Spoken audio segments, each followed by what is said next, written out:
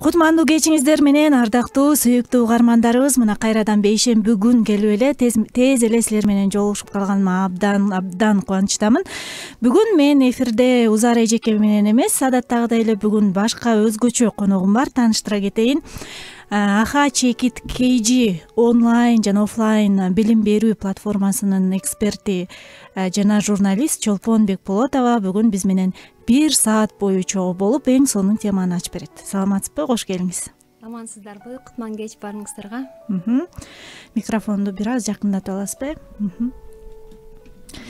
Ардактуу угармандар, бүгүн биз эмоционалдык түгөнүү жөнүндө сүйлөшөбүз. Анткени бүгүнкү замандын эң актуалдуу темаларынын бири, көптөр түшүнбөйт эмне болуп атканын, чарчоо, уктап турса деле кайра эле чарчоо, эс албагандай сезим, ден соолук начарлайт, өнөкөт оорулар күчөйт, доктурга барса баары жайында, деги эле эмне болуп атам, мурункудай жумушка кызыгым жок, эчтекеге кызыкпайм, баягыдай болуп кайсы бир нерсеге көздөрүм күйбөй калды деген бир арыздануулар көп болуп атат да. Анан ошондуктан бүгүн биз эмоционалдык түгөнүү жөнүндө сиз менен сөз кылсакпы дегенбиз. Мен жөн эле чакырып жаткан жокмун, анткени сиздин Аха Чекит KGдеги тренингтериңизден кабарым бар. Мисалы, мен билем, жок деп айта албаган адамдар дагы эмоционалдык түгөнүүгө дуушар болорун. Сиздин дал ушул жок деп айтууну үйрөнөбүз деген, же болбосо майнаптуу жашоо, кыскасы аябагандай сонун кыргыз тилинде тренингтериңиз бар экенин билем. Анан биринчи Аха KG жөнүндө маалымат берип туруп, анан ошо эң эле биринчи ушу жок деп айтуудан баштабайлыбы? Чоң рахмат. Аха KG бул эмне деп чын эле көп сурашат бизден. Айрыкча ушул угармандарыбыз менен түз жолукканда дагы аха деп, менде мындай дагы бир күлкүлүү окуя болгон. Аха дегенди түшүндүрөбү депчи. Ха дегендейби? Бул мындай көңүл ачуучу платформабы дегендер дагы болот. Анан негизи аха деген бул баягы англис тилинен алынган сөз десе да болот да. Аха моментс деп коет англис тилинде. Кыргызча деле негизи биз ошентип эле сүйлөйбүз. Мисалы, адам бир нерсени түшүнгөндө, же болбосо бир нерсеге жаңы бир нерсени ачканда өзү үчүн биз дайыма аха дейбиз го. Аха бул ушундай турбайбы? Же болбосо аха бул ушундай эмес турбайбы? Дейбиз, Хысы жогураак болот да. Бизде дейт го. Англис тилинде унча аха дегенчи, анан аха моментс деп ушундан калып калган да. Ошол адам аха дегенден баштап кандайдыр бир жаңы чечимдерди издей баштайт. Ошол нерсе, ошол аха момент өзгөрүүгө алып келет да. Ушул Аха KG деген мына ошондун урматына коюлган. Башкача айтканда, аха деген бул жаңы инсайт, же болбосо азыр модалуу сөз бар го, инсайт деген. Бир адам өзү үчүн кандайдыр бир жаңы нерсени ачуу дагы, анан ошого байланыштуу жаңы чечимдерди кабыл алып, жаңы өзгөрүүгө багыт алуу дегенди түшүндүрөт негизи Аха KG. Жана Аха KGнин баардык иш-чаралары, баардык тренингтери, курстары ушул адамды ушул аха деген учурга алып келгенге багытталган. Адамдын жашоосундагы өзгөрүүлөргө, айрыкча ушул ойломду өзгөртүүгө багытталган. Ошонун аркасында формалдуу эмес билимдерди берүү аркылуу коомду жалпы өзгөртүүгө мындай аракет кылабыз. Биздин миссиябыз ушул деп билебиз да. Эң сонун. Ардактуу угармандар, мен эскерте кетсем, эгер ушул программанын алкагында Чолпон айымга сурооңуз болсо, темага ылайык же ылайыгы жок болсо деле айторуша кылып эле сурооңуз болсо, бизге WhatsApp кызматын 91-0705-53-16-64 сандарын колдонсоңуз болот. Ал эми түз байланышка чыгам десеңиздер 91-19-19 сандары кызматыңыздарда. Биз азыр TikTok'то түз эфирдебиз жана Facebook баракчабызда ок радио KG деп терсеңиздер эле соц тармактарынан таап аласыздар. Анда эмесе, Чолпон айым, эң эле биринчи мен эмоционалдык түгөнүүнү өзүм изилдеп карап атканда, жанагы жок деп айта албаган адамдар бул нерсеге көп кабылышат деген нерсени окудум да. Анан сиз ушул жөнүндө маалымат бере кетпейсизби? Анан тренингде эмнени үйрөнө алышат? Сиздин тренингке эгер ушуга келсе? Негизи ушул психологиядагы ушул термин баягы эмоциональное выгорание деп коет го. Ушул кыргыз тилинде азыр эмоционалдык түгөнүү деп которуп жүрбөйбүзбү? Мен ушул котормого абдан ыраазымын да. Себеби ушул терминди негизги түпкү мааниси мындай так берилген ушул кыргыз тилинде деп эсептейм да, эмоционалдык жактан түгөнүү. Анткени бул абал негизи кандай абал, бул эмне болгон абал? Эгерде ушуну байкай турган болсок, адам бул энергияда. Адам дайыма энергия алып турат жана энергия берип турат. Башка айтканда дайыма бизде энергия алмашуунун натыйжасында бул биздин жашообуз да. Анан эмоционалдык түгөнүү дегенибиз ошол энергиянын жок калышы, түгөнүп калышы деп билем да, менин түшүнүгүмдөчү. Анан бирок анын эмне үчүн жок калат, эмне үчүн түгөнөт ал энергиябыз? Мунун себептери ар түрдүү болушу мүмкүн. Ар түрдүү болушу мүмкүн. Анан биринчи сиз ошол сурап калган суроо боюнча жок деп айтуу, башка айтканда өзүнүн жеке чек араларын коргой албаган адамдар көп учурда ушул эмоционалдык түгөнүү абалына келишет да. Эмне үчүн? Анткени адам өзүнүн жеке чек араларын коргой албаганда баардык адамдар, анын айланасындагы жакындары жана башка адамдар анын чек арасын буза бергенде, бул жана утечка энергии деп коет го, башка айтканда анын энергиясы мындай короп агып чыга баштайт деген түшүндүрөт да. Анан кайсы бир убакта ошол мындай түгөнүүгө алып келет. Мындай образдуу жалпак тил менен эгерде түшүндүрсөк, мына ошон үчүн өзүнүн жеке чек арасын коргой албаган адамдардын арасында эмоционалдык жактан түгөнүү абалына мындай кептелгендер көбүрөөк да. Андан экинчи жанагы майнаптуу жашоо деген тренингди айтып кеттиңиз. Бул ошол майнаптуу жашоо деген тренингден баштан аяк биз ошол эмоционалдык жактан толуктуулукту, башкача айтканда ар бир мүнөт, ар бир көз ирмемде адам мындай канагаттанып жашоого үйрөтүүчү тренинг да булчу. Негизи адам эмне үчүн эмоционалдык жактан түгөнөт? Анткени эң биринчи эле кезеги бул баланстын жоктугу да. Тең салмактуулуктун жоктугу. Жашоосунда тең салмактуулук. Жашоо, мисалы үчүн, көпчүлүк психологияда эмоционалдык түгөнүү көбүнчөсү мындай жумушка карата көп колдонулат да. Бирок менин байкашымча бул эмоционалдык жактан түгөнүү баардык эле чөйрөгө мындай тиешелүү абал да, состояние деп коебуз го орусча. Мисалы үй бүлөдө дагы ошондой эле болушу мүмкүн. Мисалы жубайлар ортосунда дагы эмоционалдык түгөнүү абалына келгенде жана кризистик мамилелер башталышы мүмкүн. Керек болсо жаш энеде дагы ушул эмоционалдык түгөнүү абалы болушу мүмкүн. Анан биз ошо көбүнчө баягы жумушка байланыштуу айтып жүрөбүз бул абалды, эмоционалдык жактан түгөнүү деп. Анан жана баланс боюнча улантсам, эмне үчүн биз түгөнөбүз? Анткени адамда, мисалы үчүн жумушты ала турган болсок, жумушунда баланс жок. Баланс деген эмне? Мисалы биз канча энергия коротсок, ошончо энергия алышыбыз керек да. Башка айтканда, баягы толуктап, калыбына келтирипчи энергиябызды. Анан кайсы учурда адам жумушта эмоционалдык түгөнүүгө учурайт? Көп учурда бул өзүнүн жумушун, кылып аткан ишин жакшы көрбөгөн, сүйбөгөн, маанисин түшүнбөгөн, ошол жумушу канчалык, баягы орусча айтканда значимость деп коебуз го, канчалык мындай салмагын аңдап билбеген адамдарда эмоционалдык жактан түгөнүү өтө көп учурайт. Эмне үчүн? Анткени ал адам иштеп жатканда энергиясын бир тараптуу коротот, энергия бир тарап чыгат, бирок башка жактан кайра кирбейт энергия. Бул жерде баланс бузулду да. Ошон үчүн энергия чыгып отурат дагы, анан бир күнү ал адам мындай энергиясы жок калат, башка айтканда эмоционалдык түгөнүү деген абалга келет да. Ал эми жумушун сүйүп аткарган адам да дайыма тең салмактуулук бар, баланс бар. Ал бир жагынан энергиясын коротот ошол жумушка, бирок экинчи жагынан ошол жумуштан рахат алып, ошол жумушун ушунчалык башыктанып, ушунчалык энтузиазм менен аткаргандыктан ал ошол корогон энергиясы кайра эки эселеп толуп турат да. Ошондуктан мындай адамдарда көп эмоционалдык түгөнүү абалы көп кездешпейт да. Демек Чолпон айым, мисалы мен жашым 45-те деп коеюн, анан мен сизди угуп атып түшүнүп калдым дейин. Демек мен жумушуман энергия албай эле тескерисинче энергиямды коротуп жүргөн турбайм баазы балким угармандардын арасында.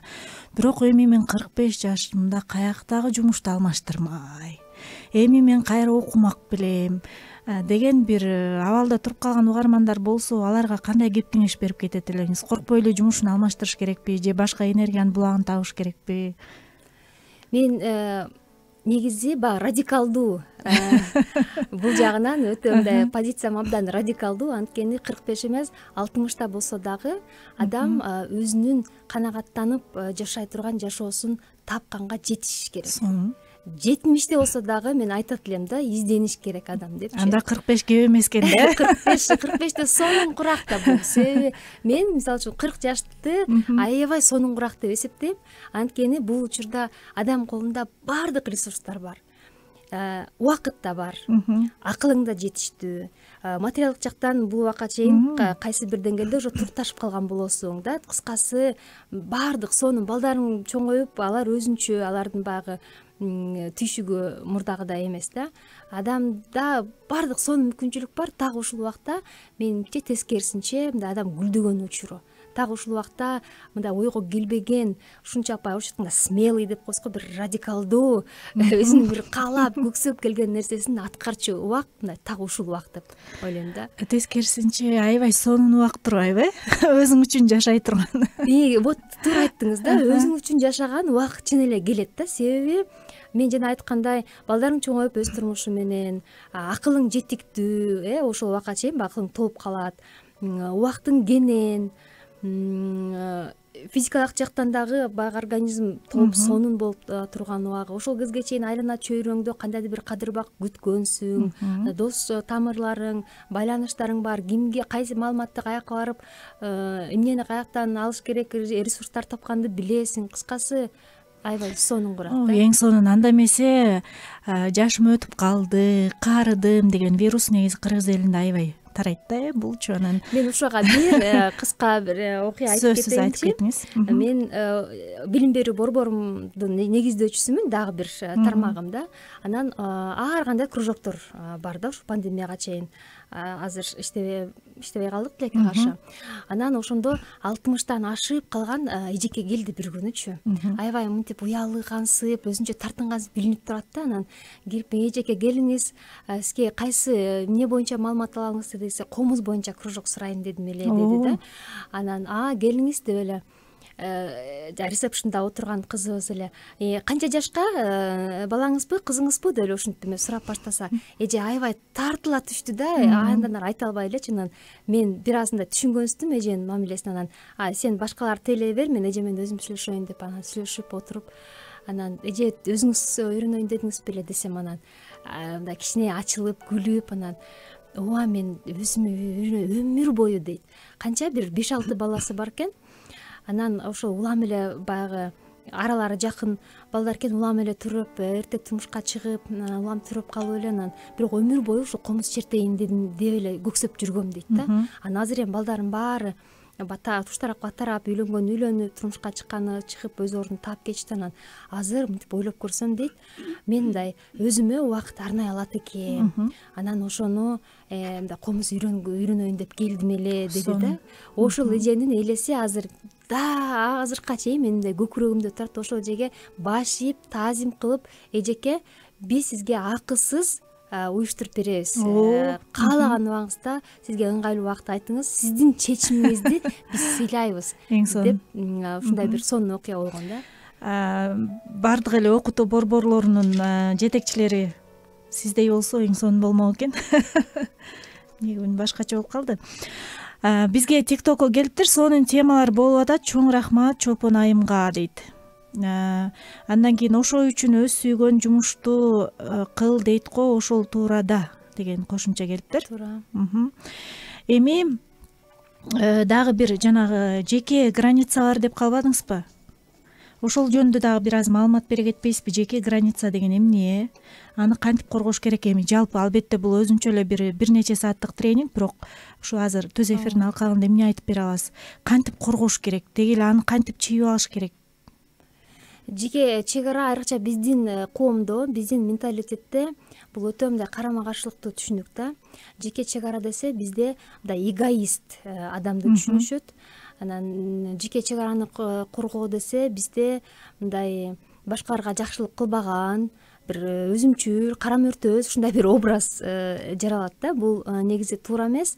Биз негизи баланы кезинен баштап өзүнүн жеке чегарасын коргогонду эгерде биз мындай маданиятыбызга башынан сиңирип ала турган болсок, биздин балдарыбыз дагы чоң жашоого аттанганда өтө мындай жеңил болмок да алардын жашоосуначы. Эмне үчүн? Анткени жеке чек ара деген бул мен үчүн комфорттуу болгон, жеке мага гана тиешелүү болгон аймак. Анан ал аймакка мен кимди киргизем, канчалык жакын аралыкта киргизем, канчалык деңгээлде терең алар менин жашоомо катыша алышат деген маселелерди мен өзүм чечем да. Мисалы, мен ата энелер үчүн атайын курсум бар. Мына ошондо ата энелер келгенде дагы бизде айрыкча кичинекей балдарга кийим кечелерине байланыштуу алар мындай көңүл деле бурушпайт да. Бул ошол кийим баланыкы. Бул ошонун гана укугу бар. Ошол кийимге байланыштуу аны ыргытыбы же башка бирөөгө береби, же болбосо ошону кийгиси келип атабы ал бала. Ошол сыяктуу нерселерге мындай көп көңүл бурушпайт дагы. Кандай десем, бир мындай зордоо сыяктуу же болбосо таңуулоо өзүнүн пикирин, өзүнүн чечимин. Кенедей кезден башталгандыктан бизде коомдо өзүнүн чек арасын коргой албаган адамдар аябай көп да. Мисалы үчүн жакында эле бир мындай окуя болду. Бир мамаша менен сүйлөшүп отурсак, баласы 1-класска жаңы барган экен быйыл.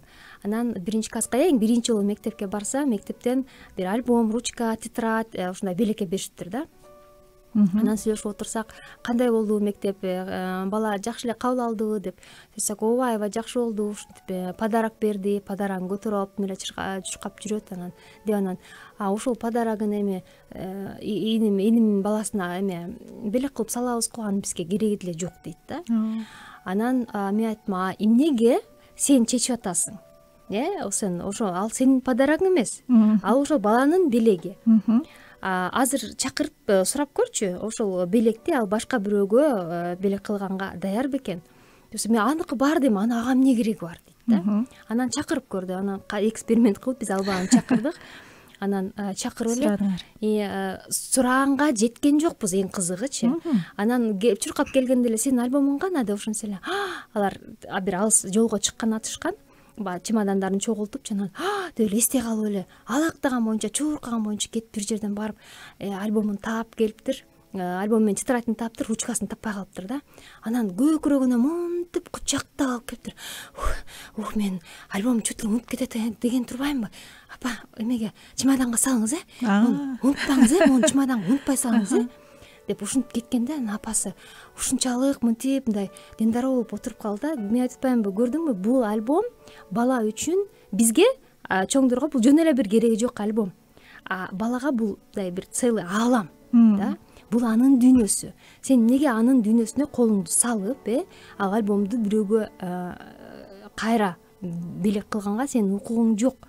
Эгерде сен ошону алып туруп, алып башка бирөөгө белек кылып сала турган болсоң, балада кандай сен эч кандай маанилүү деле эмессиң деген, сен сезимдериң мага баары бир дегендей. Сенин каалаган нерсең буюмуңду алам, каалагандай колдоном, кааласам бирөөгө берип салам деген баягы месседжди биз кичинекей кезден баштап орнотуп, албетте бала муну түшүнбөйт.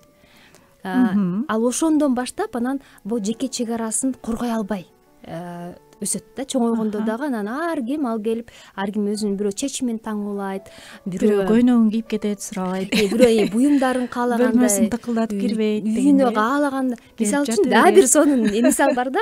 Менин 2 жеңем бар. Анан бирөөсү ушунчалык тыкырайып жеке чек арасын ушундай сонун, анан бир ушунчалык бир жогорку деңгээлде маданияттуу, бир мындай гармониялуу коргой алат да.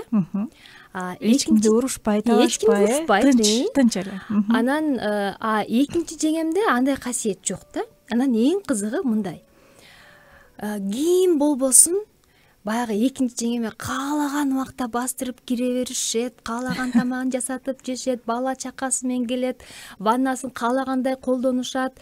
Анын жумушта болсо келип эле үйлөрүнө кирип, анын мынтип кийимин каатпай. Ошо жеңеңизден эмоционалдык түгөнүүнү байкадыңызбы? Байкадым. Азыр ошондой абалда. Биякта сурап атат, ал абалда экенин кантип аныктаса болот деп Анара Сулайманова Facebook'тан. Мисалы, ооба жеңиңизди кантип байкайсыз? жакшы суроо болду. Себеби кээ бир учурда убактылуу жана бир шыктануу, мотивация жок болгон учурларды деле кээ бирөөлөр эмоционалдык түгөнүү деп баалап алат да. Бирок жана депрессия деген сыяктуучу кээ бирөө маанайы түрсө эле депрессиядамын дейт го. Бул дагы эмоционалдык түгөнүү деген бул өтө мындай терең абал. Бул кандай десем, бул бир эле симптом менен өлчөнбөй турган абал да. Жана депрессия сыяктуу бул өтө мындай тыкат иштей турган абал да. Бул эң биринчи симптому дейли, эң биринчи белгиси бул мындай жашоого болгон кызыгуунун жоктугу. Бир эле ошол жумушка катыштуу эмес, жалпы эле жашоого болгон кызыгуунун таптакыр жок болгону да. Адам эмне үчүн жашап атканын да түшүнбөйт, эмне үчүн кылып атканын да түшүнбөйт. Керек болсо үй бүлөсү менен, балдары менен, ушу канча жылдан бери жашап келаткан өмүрлүк жолдошу менен өткөргөн убакыттагы ал үчүн бир маанисин жоготуп коет да.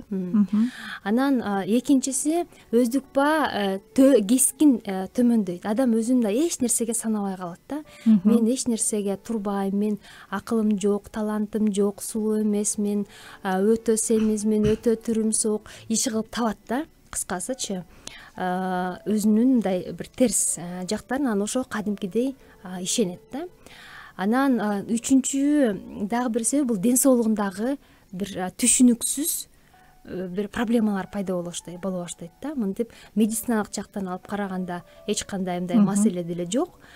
Бирок ошол ден соолугунан бир айрым бир проблемалар ар кимдики ар кандай болушу мүмкүн. Кээ бирөөнүн баш оорусу болушу мүмкүн, кээ бирөө кандайдыр бир ички органдары ооруган сыяктуу болушу мүмкүн. Кыскасы мындай ар кандай да. Анан жанагы эки жеңемди салыштырып айтсам, эң кызыгы баарына макул болуп, баарын ухаживать этип, ар бир келген кишини сыйлап, эртең менен таң атпай кетип атса, таң атпай туруп ысык тамак жасап берип узаткан жеңени мынтип баалагандар аз. Эч ким жок почти. Чын эле эч ким бар. Ага мындай эле боло берет. Аны чакырып, буга чакырбасаңар кийинки эле чакырып ал милдеттүү дегендей кабыл алынат. Ага же болбосо анын үйүнөн дасторкон камдап, мисалы үчүн баратсак, ага мындай эле болот, мону эле алып койгула деген сөздөрдү угасың да. Ошол эле кезде берки 9-дан кийин мага келгенге, менин үйүмө келгенге болбойт. Дем алыш күндөрү чалып туруп келе мен эс алышым керек деген сыяктуу өзүнүн баягы чек араларын коюп алган жеңеге мындай мамиле. Балким бага абысындар арасында бир ошол ушундай деп мындай сөз болушу мүмкүн. Бирок анын үйүнө баратканда кадимкидей баардыгы мындай өздөрүн колго алып, тартиптүү кармап өздөрүнчү, балдарын да кошо тыйып, ага мынтип биякта мынткенге болбойт, анан бир нерсе алганда жакшыраак алалы, ага депчи кадимкидей мындай мамиле эки башка да. Ушул нерсеге парадокс. Мындай алып карагандачы, тескерисинче элдерге ушунчалык жакшы мамиле кылып, ачык чачылган адамга башка тескерисинче сый эмес мамиле, чек арасын коргоп, кандай десем, өзүн биринчи орунга койгон адамга мамиле таптакыр башка. Ошо чек арасын коргой албаган жеңеңиздин образын алалы. Андайлар көп да. Азыр жеңеңиз жөнүндө сөз болуп жаткан жок, ошол стилде жашаган аялдар жөнүндө. Абдан көп. Эмнени байкайсыз ошол жеңеңизденчи? Чарчоо, эмоционалдык түгөнүүнү жана жооп бере албай өтүп кетти окшойт башка сөзгө. Ошол биринчи эле кезекте дайыма чарчаңкы да. Эч нерседен рахат албайт. Мен ушу дайыма чарчап эле, эч нерседен рахат албай эле ушинтип калгандан баштап мындай көңүл бөрүп байкоо салып баштагам да биринчи. Андан кийинки байкаганым эч кандай баягы кызыгуусу жок. Таптакыр эле жалпы эле мындай жашоого болгон кызыгуусу жок.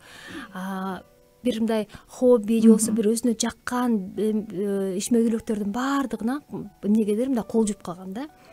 Анан керек болсо ошол балдары менен дагы мындай мамиле түзгөн ал үчүн оор болуп калды да. Балдарын да түртө салып эле, кичүү балдарын чоң балдарына түртө салып эле ушинтип карагылачы, баккылачы, эч жака. Анан дагы бир байкаганым, адамдар менен мамиле түзгөн дагы ал үчүн кадимкидей мындай бир оор эмгекке айланып калды да. Мурда кадимкидей мындай аябай шайыршатпан, бир жактарга мындай конокко эле баралы деп ушинтип эле жүрүп турчу. Азыр болсо эч жака чыккысы да келбей. Демек түгөндү да.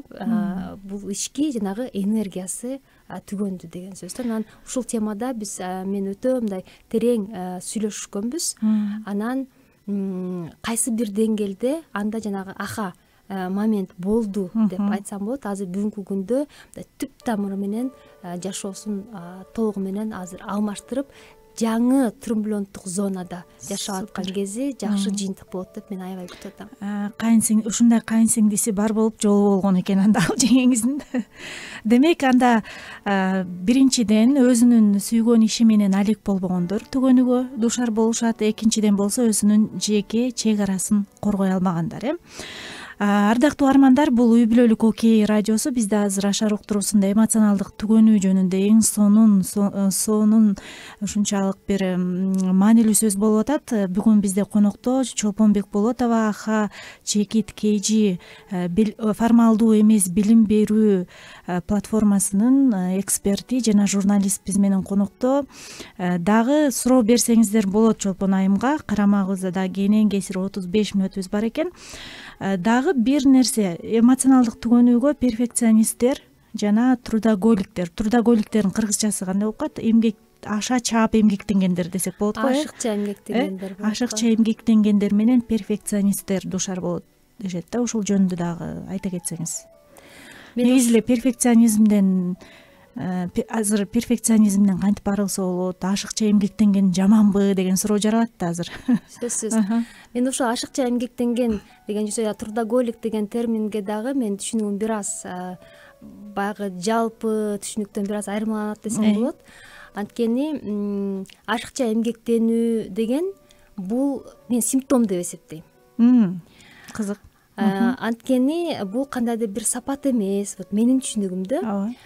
Же болбосо кандайдыр бир өзгөчөлүк эмес, бул кандайдыр бир симптом деп эсептейм. Эмне үчүн? Анткени жанагы эле баланс. Жашоо негизи бул баланс. Жаз күз, жай кыш, ак кара, аял эркек, жакшы жаман. Бул жашоонун негизи өзү баланс да. Анан адамдын жашоосунда дагы ошол кайсы бир убакта баланс бузулганда, анан бир жагы өтө мындай өнүгүп баштайт да. Анан жанагы мисалы канаттууну элестетсек да, канаттуу да бул баланс да, эки канат менен дайыма баланс кармап учат да. Ошол канаттуу сыяктуу жашоо адамдын жашоосундагы кайсы бир чөйрө аксаганда, бир чөйрөгө өтө фокус жасайт дагы. Ошол чөйрө өтө өнүгүп кеткенде бир канаты аябай өнүгүп, бир канатын да өспөй калган адамды элестетиңиз да, менчи жараттыңыз. Анан элестетиңиз, ошо бир канаты кичинекей болуп эле өспөй калган, бир канаты ушунчалык зор болуп өсүп кеткенде, анан ошол канат менен учуп бараткан канаттуу канчалык кыйын ага. Так эле ушундай жашоосунун бир чөйрөсүнө басым жасап алган адамдарды мен ушундай деп элестетем. Чындыгында өтө кыйын бул адамдарга. Ошон үчүн эмоционалдык түгөнүүгө алып келет. Ошол баланстын жоктугу. Эмне үчүн мен муну симптом деп эсептейм?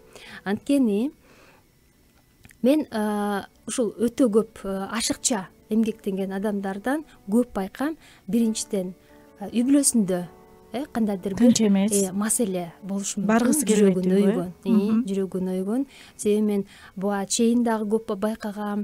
Кесиптештеримдин арасында деле мисалы жанагындай командировкага чыгып калганда ушунчалык сүйүнүп алып, вау, командировкага бир жума болсо дагы рейс алып келейин деген мен өз кулагым менен уккам да.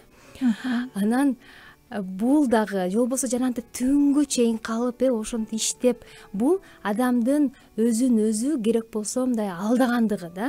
Проблемадан качуу. Ал баягы реалдуу жашоосум менин маселе үй бүлөмдө, мамилелеримде бир кандайдыр маселе бар деп моюнга алгандан бул баягы коркот да.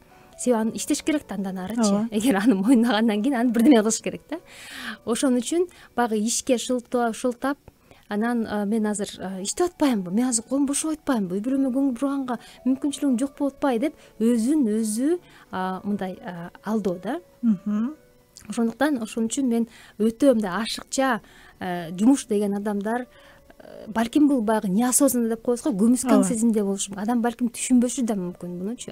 Ошон үчүн өтө ашыкча эмгекчил адамдарга өзүңөргө бир сыйра диагностика жүргүзүп көргүлө дейт элем да. Себеби дагы эле айтам, жашоодо ар бир нерсе, жумуш, үй бүлө, жакшы жаман, баягы материалдык нерсе менен духовный, руханий нерсе дайыма мындай жанагы тең салмактуулук болуш керек. Менин куштун эки канатындай жүрүш керек да. Ошондо жанагы эки канаты тең чогуу иштеген куштай адамга мындай жашоодо жеңил болот деп эсептейм да. Демек, тең салмактуулукту сактаса эмоционалдык түгөнүп калуунун алдын алуу бул, Анан анализ кылып өзүнө жанагы симптом эмне үчүн мен көп иштеп атам, эмнеге эле жумуш менен жамынып атам, эмнеге жумушту шылтоолоп атам, эмнеге иштеген киши болуп көрүнүп атам деп өзүнө суроо берип, чынчыл болсо. Мисалы жашоодо эгерде мындай жашоо бизге тең салмактуу болсо, жанагы жумушун сүйбөгөн адамдар деле мындай эмоционалдык түгөнүүгө туш келбей, же болбосо узак убакыт бою иштей алышы мүмкүн да. Анткени ал башка жашоосунун башка чөйрөсүндөгү энергиянын эсебинен да. Мисалы үй бүлөсүндөгү мамилелер ушунчалык сонун, үй бүлөсүндө рахаттанып жашайт, ошол жактан энергия алат дагы, анан ошол жумушуна коротот да анычы. Ушунун эсебинен узакка эмоционалдык түгөнүү абалына кептелбеши мүмкүн да мындай адамдарчы. Бирок бул дагы туура эмес, анткени бул жерде кайра эле баланс бузулуп атат, анткени ар бир энергия туура бөлүштүрүлүш керек да. Мисалы жанагы психологияда бир жакшы техника барго, жашоо дөңгөлөгү дегенчи. Вот мына ошол жашоо дөңгөлөгү бул биздин жашообуздагы баланс да. Эң эле жөнөкөй, эгерде мен жашоомдо бир нерсе кайсы чөйрө болбосун, жумушумда болобу, үй бүлөмдө болобу, аксаса дароо эле ошол жашоо дөңгөлөгүн чыя калыш керек да. Анан ошол жактан дароо эле маселенин баары көрүнүп калат да, кайсы жерде баланс бузулган. Сонун дос кызым дейт, ТикТокко суроо келиптир. Жалгыз өтүп кетемби деп ойлонуп кыжаалат. Ушул ситуациядан кантип чыгарса болот? Жаш өтүп бара жатат, 30га жакындап калыптыр. Аябай өтүп кетиптир деп. Ушул нерсени дагы, ушул түшүнүктү дагы негизи бизде жоюш керек го, 30дан өтүп кетти деген. Айтпаңыз, 30 деген жана сиз айткандай 45 мен уже кардым каяктагы, эмне деген сыяктуу бизде жашкыракка өзүбүздү мындай чектөө бар да. Бул дагы айтмакчы, менин ушул боюнча дагы бизди чектеген жалган ынанымдар деген дагы сонун тренинг бар. Ошондо биз так ушул нерселерди кеп кылабыз да, сүйлөшөбүз. Адам өзүн өзү мындай чектеп алган да мээсинде. Бул ошол жанагы жашкырактык чектөөлөрдүн бири. Ушу бул жалган чектөө. Бул бизди ресурстук абалдан ресурссуз абалга алып келе турган ынанымдар да. Бул ынанымдардан албетте акырындап арылышыбыз керек. Аны арылыш үчүн биринчи биз ошону бизде бар экенин моюндашыбыз керек. Ушул нерсе установка деп коебуз го орусча. Тушаган ынаным бар деп биз моюнга алып ошол нерсени таап алсак, андан арылыш мындай оңой эле болуп калат да. Анан эми бул суроого эгерде жооп бере турган болсом, негизи адам бир нерсеге мындай байланбаш керек деп ойлойм да менчи. Бир нерсеге канчалык байланып, ошону ойлоно берип, айрыкча мындай негативдүү маанайда биз ойлоно берсек, тескерисинче ошол нерсе бизден мындай алыстап, ошол нерсе бизден качат да, кадимкидейчи. Бул баягы энергетикалык деңгээлден алып караганда дагы ушундай да. Анан эми 30га чыга элек кыз болсо, бул эң сонун курак. Эч кандай мындай кеч калган жок. Эгерде адам өзү толук кандуу болсо, менин оюмча, өзүн толук кандуу сезсе, өзүнүн жашоосунан толук канагаттануу алса, андай адамдардын айланасына тескерисинче адамдар тартылат да. Анан биздин коомдо дагы бир нерсени байкайм, айрыкча ушул жаш кыз келиндерде мындай да, өзүнүн ошол толук кандуу эместигин күйөөгө тийип, турмушка чыгып, толуктайм деп түгөй таап, ошонун эсебинен анан мен толук болом деп эсептешет да. Бул өтө чоң жаңылыштык. Анткени элестетиңиз, эми бир адам өзү менен өзү мындай мамилелерин жөндөй албаса, эки адам кошулганда ал мамилелер тескерисинче андан да чийленишип, андан да оорлошуп, андан да тереңдейт да. Демек өзүн кабыл ала албай аткан кыз, өзүн сүйө албай аткан кыз, өзүн менен иштеше албай аткан кыз дагы бир адамды жашоосуна киргизип алып туруп, анан чайналуу ошондо башталат. Тескерисинче оорлойт да бул учурдачы. Ошондуктан биринчи турмуш курарда жалгыз өтүп кетемби деп ойлонгондун ордуна ушул азыркы жалгыздыгыңыздан рахат алыңыз. Бул дагы сонун нерсе. Эгерде адам өзүн толук кандуу сезсе, ал жалгыздыктан эч качан коркпойт. Эгерде адам өзүн сиз айткандай кабыл алса, өзүн болгон турпаты менен, өзүн ушул турпаты менен сүйө алса, ал эч качан жалгыздыктан коркпойт. Тескерисинче рахат алат да. Ошол рахат алып жашаган адамга анан башка адамдар магниттей тартабы баарын тартылышат да чын эсе. Бул нерсе көп адамда жок. Ошол канагаттануу, ошентип жашагысы келет, ошондой болгусу келет баардык адамдар. Демек, бул кызга жообуңуз рахаттанып жашаганды үйрөнсүн. Анан өзүнөн өзү эле жигиттер тартылат. Өзүн кабыл алуу, биринчи кезекте өзүн кабыл алуу, өзүн сүйүү, анан өзүнүн жашоосун кабыл алуу, анан ошол ар бир жашоосунан, кыскасы жашоосун толук кандуу эмеге, деңгээлге жеткириш керек да. Кутмангеч супсулуу ижешкалар дейт. Менин да энергиям түгөнүп, жашоо деген баары бир болуп калгам. Себеби өзүмдү өзүм коргоо дегенди билбей, жана баарына кайыл болуп жашаганымдын пайдасы эле дейт. Азыркы учурда өзүмдү коргой алам, өзүмдү баалап эч кимге кордолбой калган учурум десем да жаңылбайм. Сонун темаларды алып чыгасыздар, ар дайым жеке мага өзгөчө жагат жана пайдасы көп тиет сиздин уктурууңуздардын деген пикир келиптир. Эң сонун, азаматсыз, атыңыз угарманыбыздын аты ким экен? Мен сизди куттуктайм. Анткени бул өтө чечкиндүүлүк, кайсы бир деңгээлде баатырдык десек да болот. Анткени ушул деңгээлге, ошол жанагы кандай десем, туура эмес, биз чектеген ынандардын чеңгелинен чыгып, жаңы деңгээлге көтөрүлүү үчүн бул ушунчалык бир өтө зор эмгек талап кылынат да. Анан көп адамдар бизде эмне үчүн мынтип жертванын ролуна кирип алып, байкуш болуп, мен ушундай, мен деп жашай берет. Анткени ал ыңгайлуу. Анткени ага эмгектенип кереги жок. Жанын кыйнап кереги жок, мээсин оорутуп кереги жок. Анан көп адамдар ошон үчүн чыга алышпайт да. Бул угарманыбыз ошол нерседен чыгып, өзү менен өзү иштеп, эркин жашоого өткөн экен. Ошондуктан мен сизди куттуктайм, азаматсыз. Азыр биз бир музыкалык тынууга алалы, анан сөзүбүздү улантабыз. Ардактуу угармандар, дал ушул Ашаар уктуруусу жүрүп жатат. Бүгүн бизде конокто журналист жана Аха Чекит KG билим берүү платформасынын эксперти Чолпон айым биз менен. Бүгүн биз эмоционалдык түгөнүү жөнүндө сүйлөшүп атабыз. Дагы бир бүгүнкү күндө Чолпон айым, ага чейин эгер сизде суроо болсо, биздин WhatsApp кызматыбызды колдонсоңуз болот. TikTokто, Facebook'та түз эфирдебиз. WhatsApp кызматыбыз 0705 53 16 64, ал эми түз эфирдеки 91 19 19 сандары. Бүгүнкү күндө Instagram, TikTok айтор болгон соц тармактарда блогерлер жашоосун карасаң тим эле жомоктогудай укмуш, анан ошону карап жатып алып эле, анан эмнеге менин жашоом ушундай эмес деп кейип кепчиген адамдарда дагы эмоционалдык түгөнүү болушу мүмкүнбү? Бул жерде азыр эң сонун чыгарма болуп өттү. Ошондон баштайынчы деңиз. Ошондон баштайынчы. Ушунчалык рахаттанып угам ар жолу. Ушул чыгарманын авторуна уккан сайын, ушул рахатты алган сайын, ушул чыгарманын авторлоруна дайыма ыраазычылык билдирем да. Кандай сонун чыгарма. Канчалаган адамга эргүү берип, канчалаган адамга рахат тартуулаган, бул эмне деген сонун эмгек.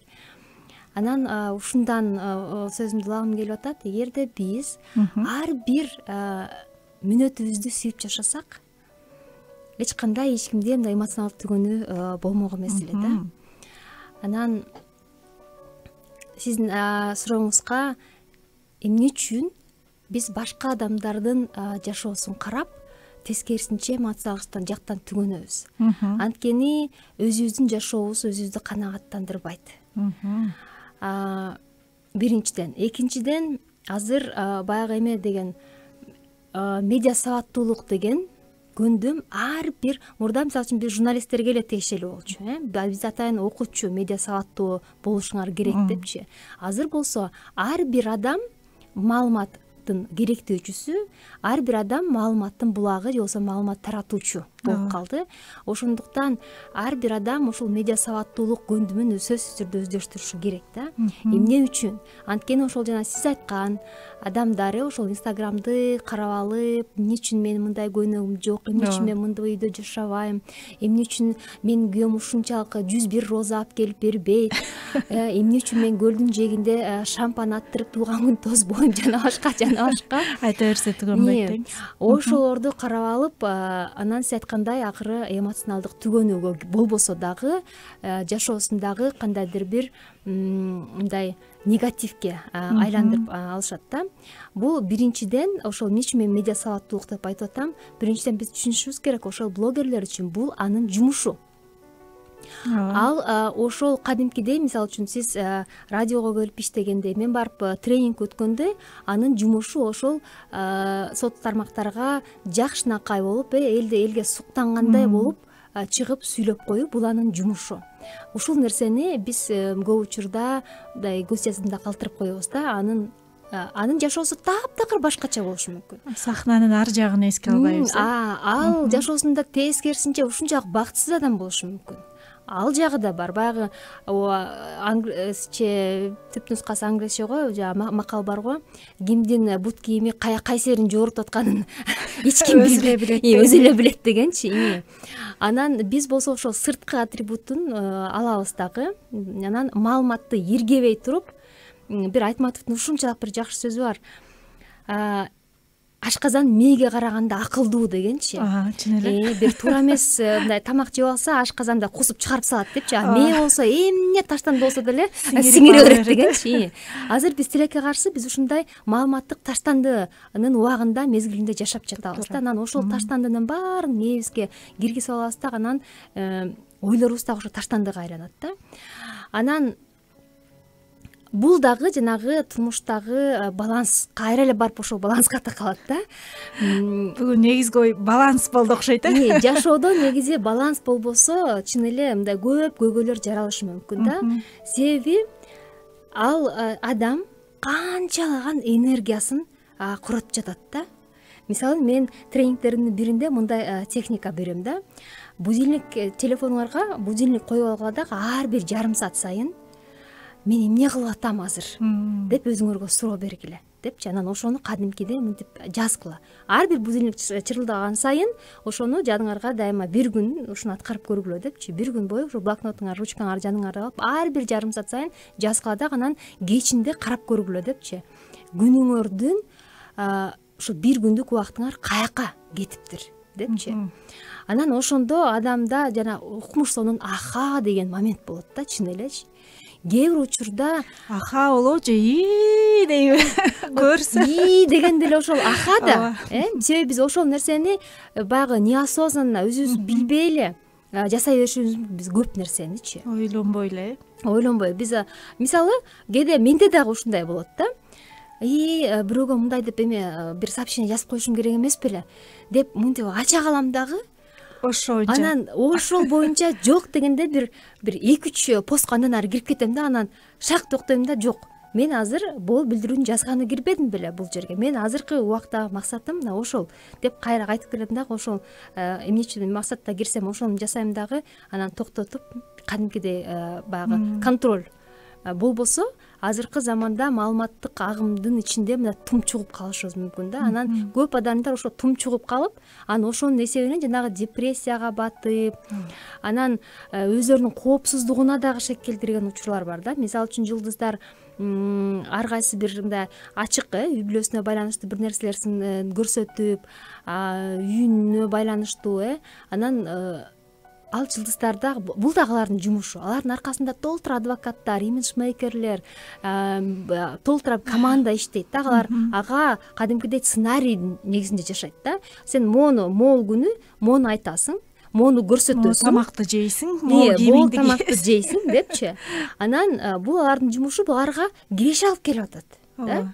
Анан биз ошол нерселердин баардыгын түшүнбөйбүз дагы, анан өзүбүздүн дагы бир тиги деле айтып атпайбы деп өзүбүздүн жашообузга байланыштуу бир нерселерди айтып салып, анан өзүбүздүн коопсуздугубузга дагы мисалы үчүн шек келтиришибиз мүмкүн. Экинчиден жана сиз айткандай жашообуздагы жок нерселерге мындай фокус алганды үйрөнөбүз да. Менин мындай көйнөгүм жок да, менин мындай машинам жок да, менин мындай үйүм жок да, мен мындай сулуу эмесмин да деп жок нерселерди санап алабыз дагы. Анан тилекке каршы өзүбүздүн жанагы белгилүү бир фраза бар го, пессимист менен оптимисттин стакандагы суу мамилеси. Анан так ошондой болуп, биз ошол стакандын жанагы бөксө жагына, менде бул жок, андай эмесмин, мындай эмесмин деп бөксө жагына фокус жасайбыз дагы. Анан тилекке каршы жанагы астындагы бош жагына басым жасайбыз. Ушул жактан баарыбыз фокус ошондо. Анан тилекке каршы астындагы жанагы толтура жагы эч керекке жарабай, пайдаланылбай, потенциалы ачылбай, анан аягында барып эмоционалдык түгөнүүгө алып келиши мүмкүн. Себеби биздин жанагы күчтүү жактарыбыз бизге энергия берет. Ошол бизди баягы калыбыбызга келтирип турат, ошол бизди кубат берип турат да. Эгерде биз күчтүү жагыбызды катып коюп эле, аны көргүбүз келбей, аны көмүп салып эле, анан эле жанагы бош жагыбызды эле менин бум жок, мен андай эмесмин, мен мынтип сүйлөй албайм, мынтип биле албайм, мындай фигурам жок, бетим мындай эмес, көзүм мындай эмес деп анан ошол бөксө жагына негатив дайыма энергияны алат. Анан ошол канчалык көп болсо адам жашоосунда негатив, демек ошончолук көп энергия кетип атат деген сөз. Ошонун эсебинен анан эмоционалдык түгөнүүгө келиши мүмкүн да. Анан дагы бир тенденцияны байкайм азыркы биздин жаштардын, айрыкча жаш муунун, Z муунунда тилекке каршы ушул мындай тез атакка, бат байлыкка мындай умтулушат да. Анан мындай бир кесип алып, бир мындай түбөлүктүү өзүнүн бир күчтүү жагын, өзүнүн мындай миссиясына жараша мындай кесип издебестен, ошол жанагы атактуу бир блогерлерди тууроонун, башка адамдын жашоосу менен жашагылары келет. Бул болсо бир күндүк, бир мындай жарык этет, андан кийин ал өчөт да. Ушул нерсени түшүнүшпөй, ушул бат байлык, бат атак даңкка умтулгандар көп. Бул акыр аягы бул дагы түгөнүүгө алып келет да. Себеби бул биринчиден бул меники эмес, же сеники эмес, бул ошол блогердин жашоосу. Эгерде ошол блогер ошондон рахат алып атса, энергия алып атса, демек ал анын жашоо образы. Башка бирөөнү жашап, башка бирөөнүн жашоосу менен жашоо эч качан бизге энергия алып келбейт да. Эң сонун ойго келдиңиз. Мисалы, кантип эми келиңиз, убактыбыз аз калыптыр. Бир практикалык кеңеш бере кетпейсизби? Кантип адам эмнеден башташ керек өзүнүн жашоосу менен жашоону? Анткени чын эле бүгүнкү күндө өзгөчө жаштар башка бирөөнүн жашоосу менен жашаганга аракет кылышат да. Эң эле негизгиси бул техника мен үчүн дагы абдан мындай баалуу, өзүмө абдан сонун нерселерди, өзгөрүүлөрдү алып келген техникалардын бири. Жашообузда ар бир кадамда, ар эмне кылып атпай эле адам биринчи өзүнө суроо бериш керек да. Бул нерсе мага кубаныч тартуулайбы? Бул нерсе мага жагабы? Ушул нерсени мен мындай жыргап жасап жатамбы депчи. Мисалы, бир эң эле элементардуу нерсени алсак, ичип аткан тамагыбыз. Мен чын эле ушул тамакты ичким келип атабы? Менга ушул тамак кубаныч тартуулайбы? Кийген кийимибиз, мисалы үчүн кийип атсак, ошол кийимди ар бир жолу кийимибизди кийип атканда мага бул кийим кубаныч тартуулайбы? Эгерде жок деген суроо болсо, демек ошонун үстүндө иштешибиз керек. Кичинекей нерседен башташ керек экен. Кичинекей нерседен, ар бир нерседен ушул тилекке каршы биз жашоодо ушул детальдарга көңүл бурбайбыз, бирок ошол детальдардан мындай улуу нерселер куралат да. Анан барып жумушубузга ушул кичинекей нерседен адат кылып алсак, биз ушу жашообузда ар бир күнүбүздө мага ушул нерсе керек болсо, ошол биз сүйлөшүп аткан адам менен да, мага ушул адам менен азыр убакыт өткөрүп атканым же сүйлөшүп атканым мага кубаныч тартуулап атабы?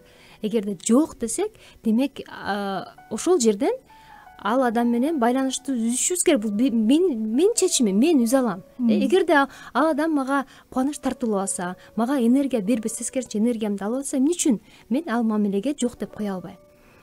деп ушул майда чүйдө нерселерден анан мен кайсы үйдө кандай мен жашап аткан үйүм мага жагабы, анан мен жасап аткан ишим мен сүйгөн ишпи деп анан баягы глобалдуу нерселерге өткөндө анан адам мындай өзүн табат да.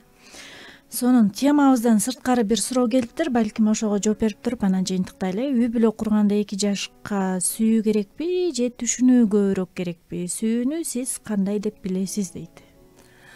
Ооба, баягы сүйүү деген таптакыр өзүнчө 1 саат керек го. 1 саат эмес, бул жашоо дагы жетпейт да сүйүү темасыначы. Анан бирок менин бир оюм бар ушуга байланыштуу.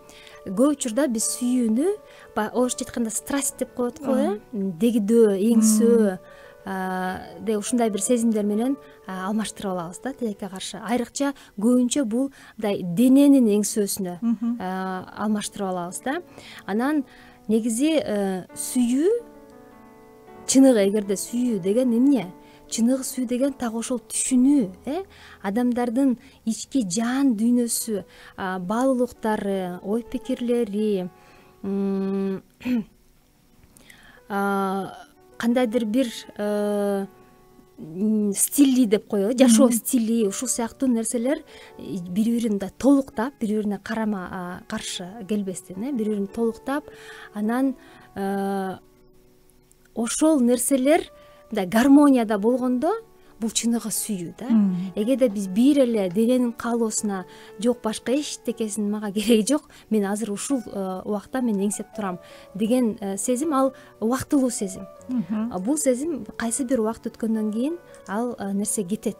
Кетпесе дагы мындай басаңдайт, сууйт, туура сууйт. Андан кийин башка жашоонун кийинки этабында башка нерселер маанилүү боло баштайт да. Анан ошого келгенде анан көп кишилер биздин сүйүүбүз төгөнүп калды деши мүмкүн. Бул бир жагы. Анан экинчи жагы сүйүү бул кандайдыр бир мындай предмет эмес да. Мынтип алып коюп эле бир жолу. Мына бүттү деп коюп койгончу. Бул сүйүү бул абал, состояние деп коебузбу. Муну менен дайыма биз иштешибиз керек. Дайыма эмгектенишибиз керек, ошо багыш сугарыш керек. Анан ошондо баягы сүйүү айланат деп ойлойм да. Эң сонун мен 1 сааттын ичинде кадимкидей сиз менен маектешкенден аябагандай бир чоң рахат алдым. Өзүмө да көп пайдалуу маалымат алдым. Сизге рахмат Чолпон айым, келип биздин угармандар үчүн, TikTokто катталуучуларыбыз үчүн, Facebook үчүн эң маанилүү, баалуу маалымат берип кеттиңиз. Мен ойлойм, аң сезимде кандайдыр бир деңгээлде нейрондук байланыштарыбызда аябай чоң бир жылыштар болду дейм да. Көзгө көрүнбөгөнү мененчи бир процесстер болду болуш керек. Жок дегенде бир угармандан бүгүн аха деген утуп пайда болсо, мен бүгүнкү эфир максатына жетти деп эсептейм. Ардактуу угармандар, эгер Чолпон айымдын жеке тренингтерине, курстарына катышам десеңиздер, анда YouTube каналынан же Instagramдан aha.kg деп кирсеңиздер, эң сонун темадагы тренингтер бар. Бүгүнкү күндө ата энелер үчүн аябагандай сонун курс өтүп атат. Жакында чечендик өнөр боюнча башталат. Кыскасы, Чолпон айым жөнүндө толук маалымат алсаңыздар болот. Аябагандай Кыргызстанда мен айтат элем, мындай деңгээлдеги кыргыз тилинде түшүнүктүү ушунчалык сонун техникалар менен мен тренингтерди кездештире элекмин. Ошондуктан шашылыңыздар. Ал эми сизге чоң рахмат Чолпон айым. Байма-бай келип туруңуз. Мактап салдыңыз окшойт. Мен жок, чындыкты эле айтып атам. Эгам көтөрүлүп калды, бирок негизи эгам менен күрөшүш керек дейт го дайыма. Рахмат сиздерге. Сиздер менен Ашар уктуруусунда мен психолог Сейил Калдыбаева болдум. Анда эмесе кайрадан кийинки жумада ушул эле бейшемби күнү саат 18:00 кайрадан жолугушабыз. Аман болуңуздар, жан дүйнөңүздөрдө дайым бакубатчылык болсун кайрадан. Ушканча.